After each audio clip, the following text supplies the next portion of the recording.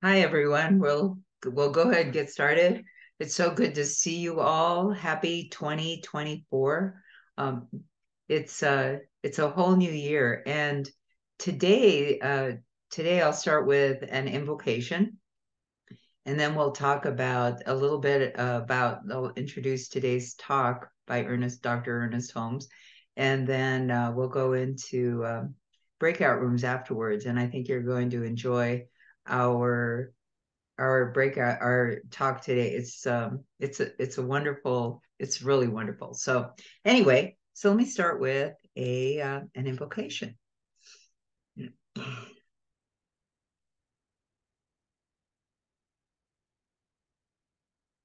How good it is to know that faith, that knowing that each of us have at the very center of our being, that one that is that tool of faith, that the part of us that knows that we know is active. How good it is to know that that faith is what calls in love as a tool, as a way of being, as something so beautiful that it weaves the entire world together, that people look at each other and are part of each other's lives, countenance through this thing called love. And that faith, the one that is peace, is here within us today. And so, as we begin this new year, we begin it in faith and love, to know that prayer is that absolute knowing that we know that we know. It is that demand on spirit that we are each part of this great tapestry of life, and that we each have the ability to call that. Whatever it is, we need that. And so, it is in that we meet today, is in that we listen to Dr. Holmes' words, and it is in that each of us return to ourselves authentically, knowingly, and understanding that whatever it is that each of us needs is already ours.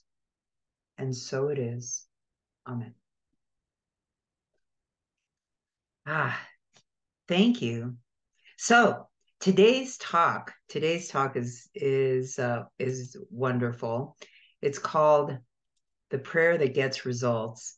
And and the reason I really enjoyed it is because when I first came to Science of Mind, I'd been an atheist in my younger days, and then I came to see that. Um, so then I came to begrudgingly concede there might be spirit, there might be something like that, and then by the time I found Science of Mind, which was mm, like maybe 5 or 6 years after that, I began to say to myself, well, all right, you got me. I believe in God, and I hear people like to pray, but what does that mean? How do you do it? So what if you believe in God? Like, so what? Um, how do I use that? How do I have a faith that's practical? How is God a practical tool in my everyday life? And so these were the kinds of questions that I asked, like how do I pray? What does that even mean? And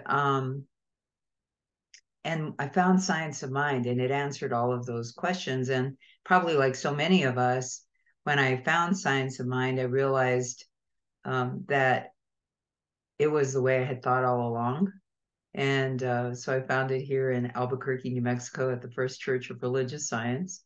And it was the way I had thought all along. But Science of Mind gave me tools, and Dr. Holmes gave me a way of thinking. It was a systematic way of thinking that was in line with how I what I thought. That spirit was something that was woven into that was the universe, woven into the fabric of everything. That it wasn't there to be used only when I was in trouble, or the old time foxhole prayers. Okay, God, get me out of this one, and I promise I'll never do it again. Just get me out of this time. And so, of course, I would get out of it, and then I'd say, "Well, God, you knew how I was, you know who I am, you know how I was." But I didn't know um, that I was a co-create, that I am a co-creator with spirit, that I am a part of the fabric of life, and as such, it's not even a matter of deserving. It's just who I am. These things that I pray for, and this way of being. And so my job is to find my way to that authentic voice, that authentic way of being, um, so that I can live this life. It's the greatest way to honor the spirit. It's the greatest way to honor the ancestors. So, so today we get to listen to Dr. Holmes, the prayer that gets results. And so, well, I'll turn the recording on here in a second. And so, anyway, I saw that people were already putting their where they're from. So, if you would just, if you haven't already, put that into the chat. And excuse me. And then so we'll listen to Dr. Holmes talk. It's about a little over 13 minutes long. And then we'll come back and break out into chat rooms and have the ability to talk about what we hear today. And Dr. Holmes, if you listen to this talk, he asks us some really good questions. So just take note of the questions that he asks, because it's super good. So if you will hang on a second, I will share this talk.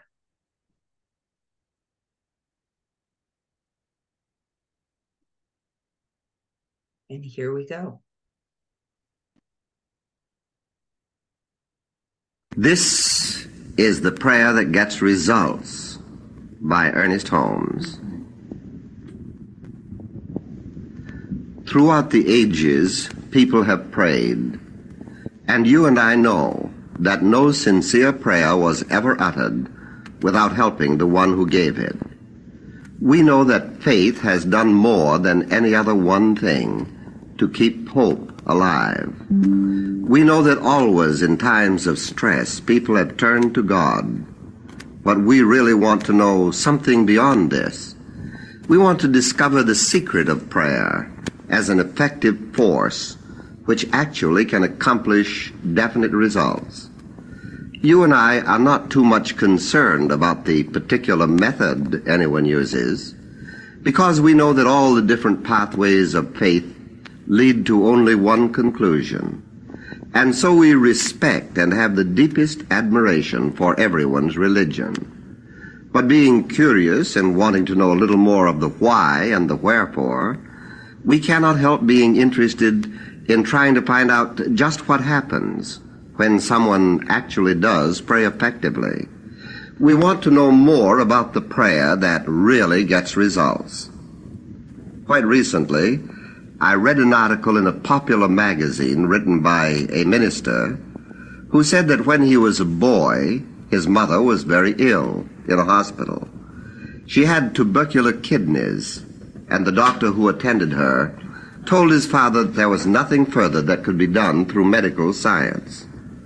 Now this man was a very simple but a very sincere person, and with a deep spiritual conviction. He went to the bedside of his wife and knelt down and prayed. He sort of argued with God, and in his prayer he told God that he and his wife were eternally united, that the children needed her and he needed her, and that he didn't believe the time had come for her to leave this world. It was a simple prayer, uttered by a simple mind, and yet as a result of this prayer the miracle of life took place. The woman actually was healed. She was restored to her family and lived to rear them. It wasn't until years later that the mother told her son of this most remarkable prayer and its answer. She said that when her husband was praying, she felt a new surge of life sweeping up through her, as though she were receiving an electric shock. Something seemed to stir in her physical being, as well as in her mind. And when her husband rose from praying, he said to her calmly but sincerely, that he knew his prayer was answered. He knew that she would be restored to health, and she certainly was. Well, we can pass this incident off as one where God interfered on behalf of a certain man and performed a miracle for him, and we would be quite right in believing this because of the result. For the woman actually was healed. But we shouldn't pass the matter off quite as loosely as this. It is too superficial an analysis. Neither should we think of it merely as one of those rare instances where a divine power and intelligence responded to this man in a way that it would not respond to someone else.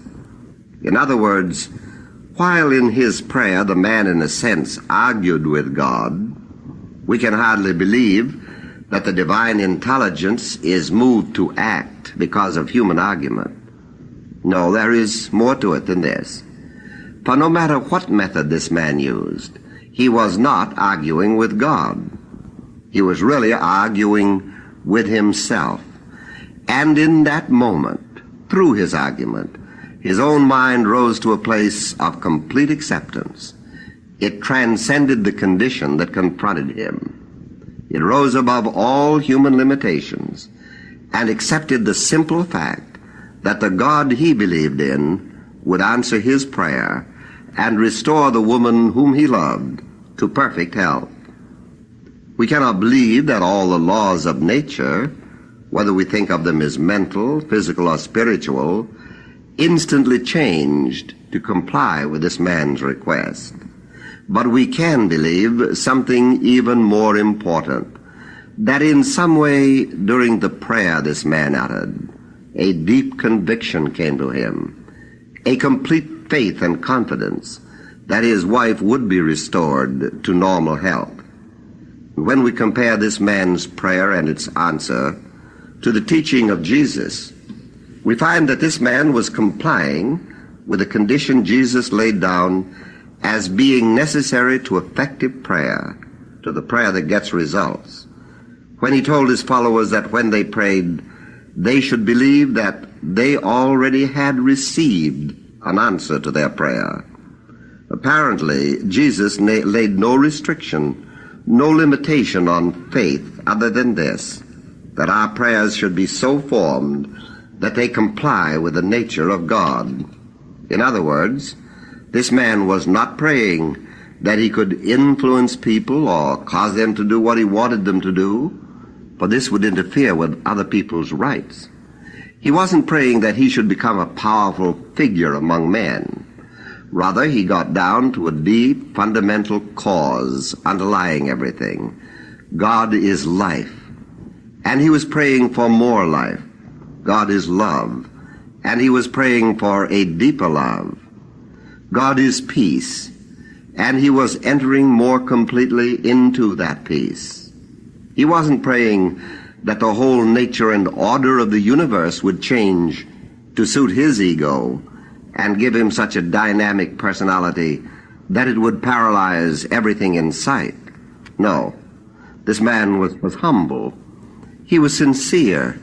He was a simple soul, and he merely said, God, make perfect the life that you have given me. Restore my wife to health, because I know everything is possible to you. And when we analyze the prayers that have been answered, we always discover that they were answered in such degree as the one praying was praying aright, and in such degree as his prayer caused his own mind to come to a complete acceptance of a power greater than he was, in the availability of a law of good which is all-powerful, and in the immediate response of a divine presence to his personal need. Nothing could be more simple than this, and so far nothing has ever proved more effective. Are our prayers, yours and mine, simple and direct? Are they deep with feeling, and above everything else, in our prayers or our affirmative meditations, do we really reach a place where we completely abandon ourselves to faith? For this must be the secret. You and I need never concern ourselves with any arguments or controversies about whether or not we are right or wrong in our prayers. We do not have to go into abstract discussions about the nature of God. This is all right for philosophers and logicians, and I have no doubt that perfect logic and clear, straight thinking would lead us to the same conclusions. But the divine intelligence is not moved by our intellectual attainments. The law of good never asks us what is our background. Rather, it comes softly and silently to the believing mind, as though the great giver of life were merely waiting our acceptance, as though the law of good automatically moves in to fulfill the secret desire of the sincere soul and the secret ambition of the simple heart. This is the starting point of effective prayer. We are not laboring with a God who is unwilling or a power that is reluctant. And in a certain sense, it seems to me we are not trying to convince anything in the universe but ourselves. For certainly prayer is an act of the mind. It is a movement of our own thinking, our own consciousness, and within and upon ourselves. So it doesn't seem strange to say that there are certain techniques for prayer. And by a technique is meant that there are certain ways or methods for prayer that are more effective than others. For if what we really convince is our own mind, then the tools that we use are thoughts, whether we choose to call them affirmations of the divine presence or denials of evil. The technique for effective prayer is something that convinces the one who is uttering the prayer. We could go into long arguments about this and project extensive and perhaps profound theories about it until we became lost in a maze of words and philosophies and theologies. But we would only be holding an intellectual argument with ourselves. The very best way to approach the matter simply and directly is to convince our own inward thought that we believe what we say. If our prayers today do not reach a place of complete faith, we can know this.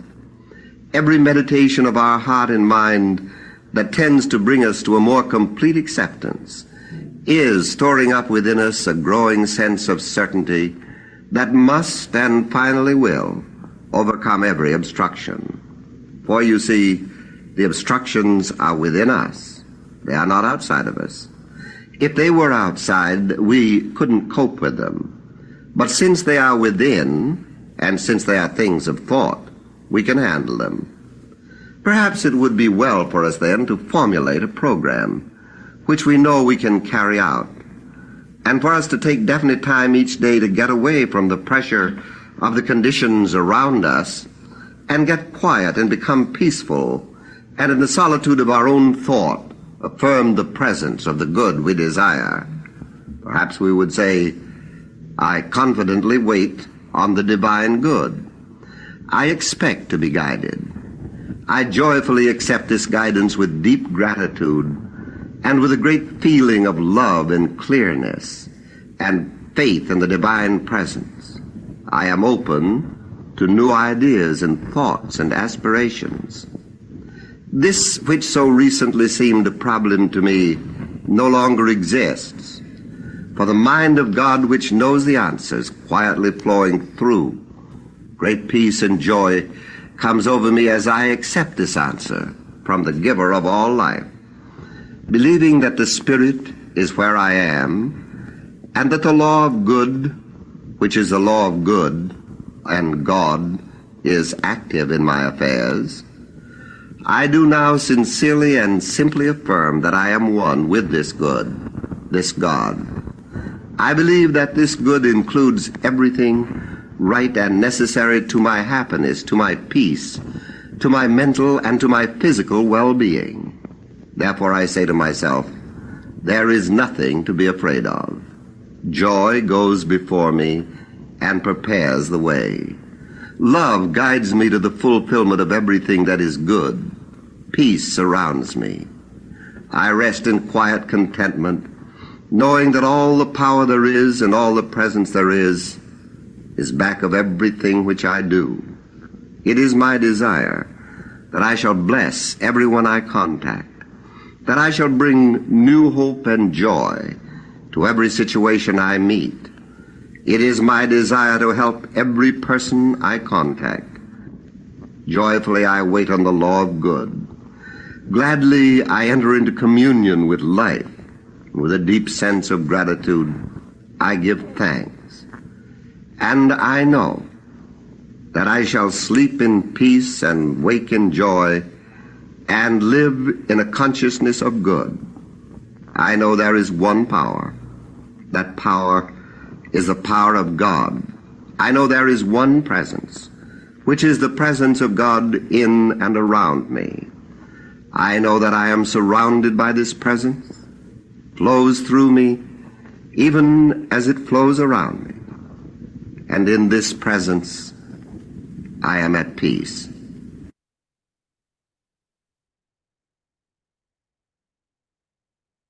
Ah, I love that. What I what I love the most about this is that when Dr. Holmes talks about the one power, he's not talking about, well, there's one power and me, one power and you, one power and some other people. There's only one power. And so in acknowledging that one power, that I am part of that as well. So that the whole one power is already here. And so there are no neutral thoughts. I'm already doing it every day. And every moment, every thought is part of that one power. And so it's beautiful. So there were questions and there's an authenticity. And he talks about the simplicity of it all. Um, Not to make it part of a thought. And I don't know if anybody here is like me. If something is worth thinking, it's worth overthinking. So I have to get back to to that oneness and just say, there is one power. And this man saved um, saved his wife with that oneness. Tony asks if we can share the recording. Absolutely.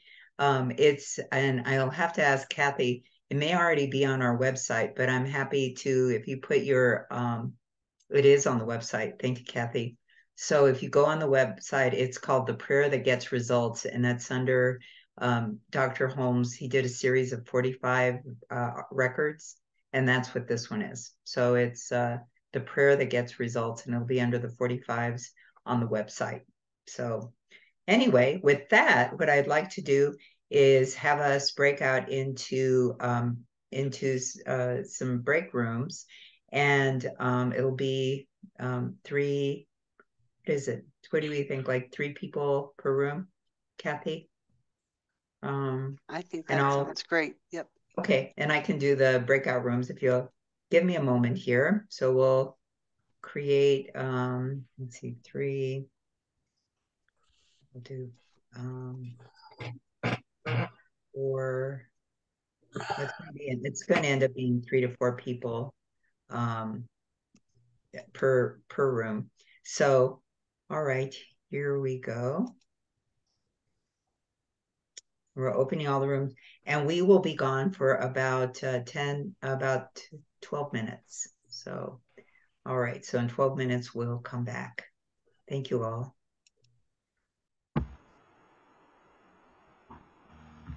All right. Is everyone back again? I think so. I think everyone is back. So one of the things I always know when it's a good conversation is because when I hit the closed rooms, nobody comes back until the room closes. You know, it's like, all right, we're not getting back here until that room closes. So welcome back. I'm really glad that everyone had an opportunity to hear this and to talk about it. So really, if you would raise your hand down at the very bottom, there's a little hand that says raise hand, and we can if somebody has a comment or would like to ask a question, or please do share. We'd love to hear from you. Here we go. Tony. Hi, Tony. Let me put you in there. Hi. Hi, thank you so much. And that's really what I wanted to say. Thank you. This was lovely. It really was. Jim said it online, and I totally in the breakout, and I totally agree with him. It makes such a difference to hear something in Ernest's voice.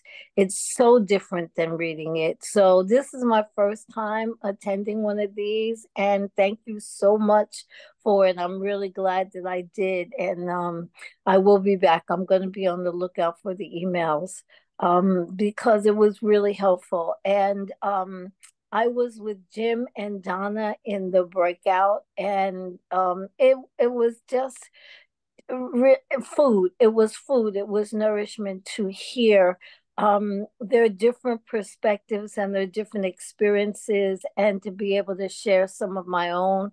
So it was really lovely. Thank you. Do Thank you. you do I'm sorry, do So you what's do the his recordings all the time, or is it something different? All Nope. okay. Okay, It's excellent. solely Dr. Holmes recordings or Dr. Holmes talks, always the third Thursday of the month at noon, Mountain Time. Okay. Thank you. Always. Yes. And so Thank you what's the for biggest, making it available. sure. Well, what's the biggest idea you're taking away today? Really, I think that connection with spirit that is like the most important thing. Very nice. Well, thank you. Thanks for being here, Tony, and welcome. I'm glad you're here. Thank you. All right. Who else would like to share or talk or um,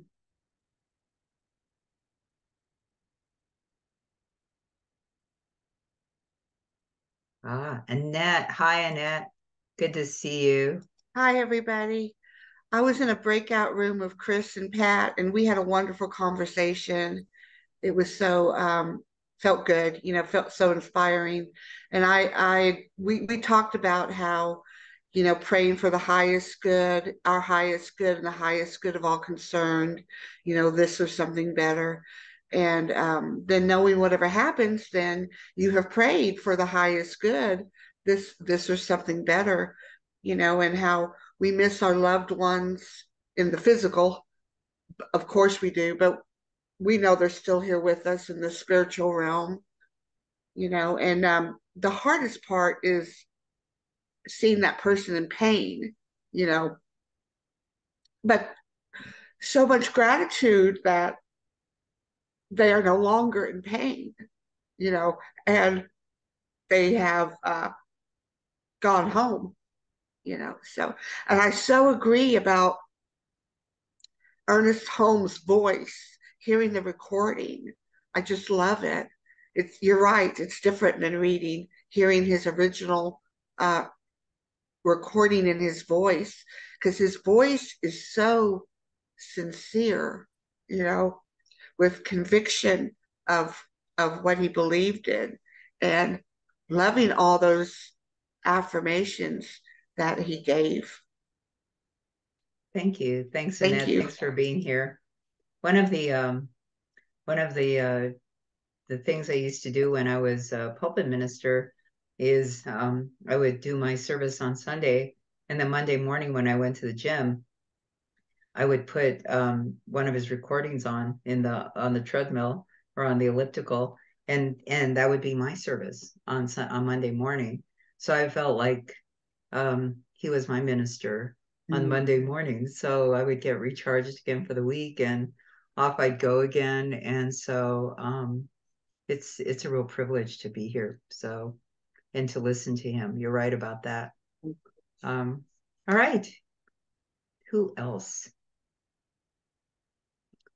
Well, if there's no one else, I'd like to invite Kathy Mastriani in to talk about Ernest Holmes' birthday party this weekend. He'll be 136 years old. And 137. Oh, he doesn't look a day over 110. I know, he's looking so good. Yes. Yeah.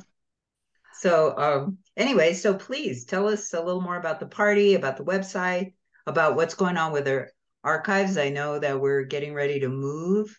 There's lots and lots and lots of things going on. We do have a lot of things going on, and I just put the archives website in the chat for everyone, and I'll show it in just a minute. But yes, we're so excited. We've been doing these. I have this phrase, it's thanks to COVID. You know, thanks to COVID, we're doing these virtual parties of Ernest Holmes. And so it's been really fun. I think this is our 4th annual. We found this wonderful platform called Paybe. And oh my gosh, we have amazing musicians and speakers. And I'm going to show you our website just real quick so you can kind of check it out. So it's just scienceofmindarchives.com. And we do, it's a free party. And in that same breath, it is a fundraiser for the archive. So there's lots of ways to play and support our sacred work. We do like to point, we are separate from Centers for Spiritual Living Home Office. A lot of folks think, you know, that we're connected. And I know we love them. We work very, very closely with them. And we are a separate nonprofit. So we're responsible for our own fundraising. And this is a way we do it. Because what we're here for is to preserve, protect, and present our science of mind philosophy and history for all of us, for all whose lives, mine included, have been touched and transformed by Dr. Ernest Holmes. And so what a blessing it is to celebrate his birthday. Again, he's looking good. So I would just, you know, click here to RSVP. It's very simple. And then a link will be sent to you for you to join the party. You can purchase a gift for Ernest by purchasing a candle. So we have these candles. They're $137 to honor his 137 years of since his birth. We have a silent auction, which is so fun. Lots of silent auction things. And if you're with a community of any form, it could be a group of friends, and we invite you to host a watch party. Where you can dress up with plaid shirts, you know, and have cake and just really have a good time celebrating Dr. Holmes. And there's prizes. I'm going just for fun. I am just going to click on the silent auction item. Oh my gosh, I'm an item. So if you want to have coffee with me and a spiritual mind treatment, and I have a book that I wrote. But you can bid on Dr. Marilyn Leo. You can get a website subscription. This is a smoking deal right now, by the way. It's usually $100 and it's $40. We have Reverend Sonny Cantrell Smith, Dr. Michelle Medrano, Josh Reeves, and a lot of our in-person or Zoom. Oh my gosh, we love Dr. Patty Lukenbach, spiritual coaching and grief support. Oh, she's just such a sacred soul on the planet. We have autographed books by Marilyn Leo, our extension study course. You can take Dr. Jesse Jennings' Essential Ernest Holmes, The Magic of Surrender with Newt Blackson. Park Peters, oh my gosh, he's a beautiful soul, and he's going to sing a song for you. And you get a copy of his CD. We have Science of Mind jewelry, some beautiful artwork, and we're getting some good bids on it too. But anyway, so just feel free to check out our auction. And what I wanted to show you just briefly is, so we've been adding more things to our website.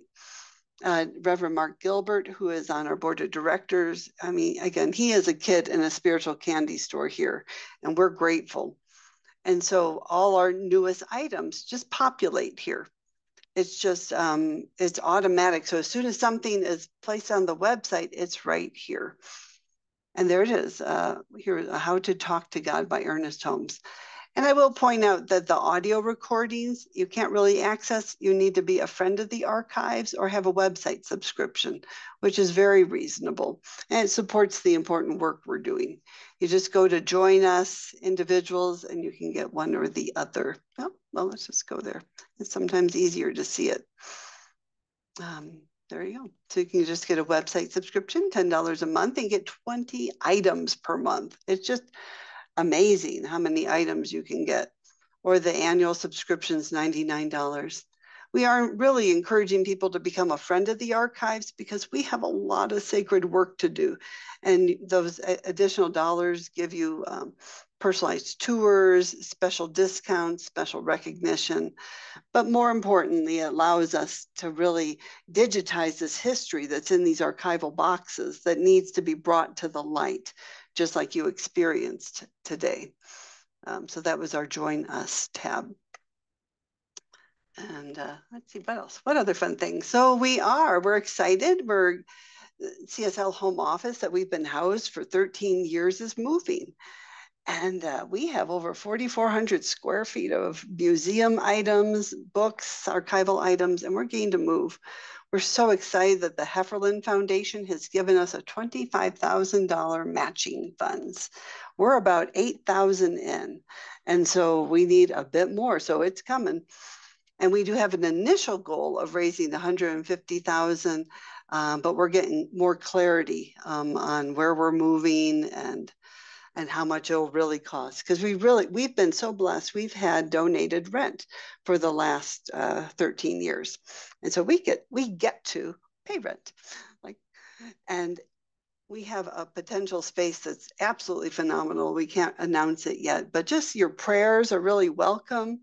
Your financial support is just energetically, continuing the upliftment of our archive. So we encourage you. And just if it is for this, when you donate, please put relocation in your contribution so we can designate it and track it for that matching fund.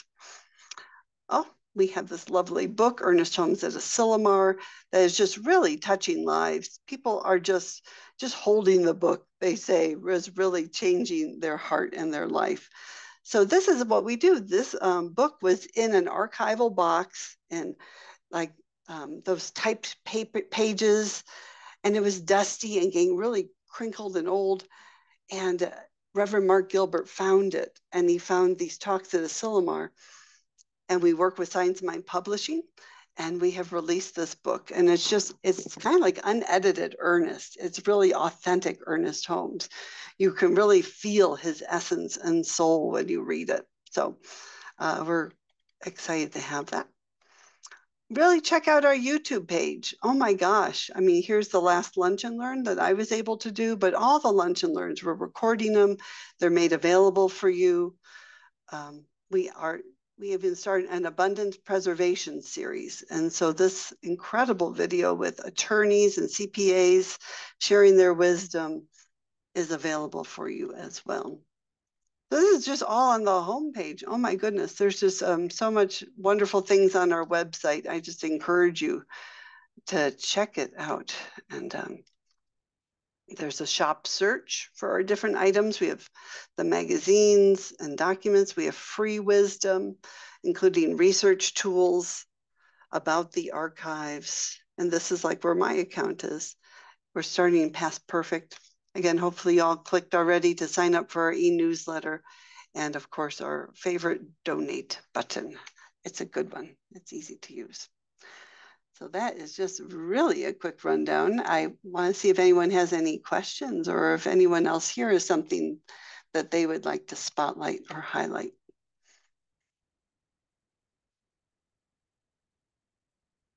And come to the party because we're gonna do more. You'll hear a lot more, and we have some great music. And I'm gonna add. And so Jim Van Cleve is here, and Jim is the president of the board of directors, and he is he's a good one. He's a good president. Very much so. Well, thank you, Martha. I just wondered, Kathy, if you could say a word or two. Is it too late to become a donate, part of not a donate, but for the birthday party? A watch party? A what? To RSVP for it or to have a No, watch the one party? where you bring in your whole center, where you bring in a group or a household full. What did you call that? It's a watch The party. watch party. Yeah. It's a watch party. There you go. It's not too late to do that, is it? It is not. What a good question. Because we're even today, we got another center emailing saying, hey, we're going to put it on the big screen. We're having a potluck. We'll have cake and we want to join us. And so, yeah, just email me or again, on the homepage of the website, there's a click. Is all that information is right here to RSVP and to have a watch party. You can email Melinda Eskridge and she's helping to track them. Right, and this is open to all of the participants here, right? Yes, yes. You could bring your whole center in, you could bring in, just a group of interested people in your home. you could bring in a stadium full of people if you want. But I just wanted to remind everybody that, and the music is always incredible on these. So the birthday party is going to be a biggie. So, jump on in and join us. And Reverend Chris Plem, who is the chair of the event, says registering for the party is free. You need to register to get the link to the party. The party is almost like a concert, as there are so many musicians, lots of prizes and games. We just like to celebrate Holmes' birthday. And I've gone the last couple of years, and it's just been amazing. It's been wonderful. Yeah, here's Reverend Cynthia James. I was going to see if I could just advance all our slides of who's coming, but anyway, she's coming. We have Gabe Ebert. We have Denise Rosier, Kit Holmes, who I love, Lloyd Barrett, Mark Gilbert, Steve Rambo, and all sorts of other wonderful people will be at the party. We have Wanda's hands up. Let me bring Wanda in. Hi, Wanda. So I'm just wondering how long it normally lasts. I mean, if I'm going to say I'm going to have a party at my center, I know that it starts at 5 p.m. Pacific time. That's 6 p.m. Mountain time. So I just need to know how long does it normally last? It's about an hour and a half. Okay. I think an hour, 15 minutes, an hour and a half. Okay. Yeah. Thank you. Thank you. You're and welcome. I'll be in touch. Awesome. Thank you.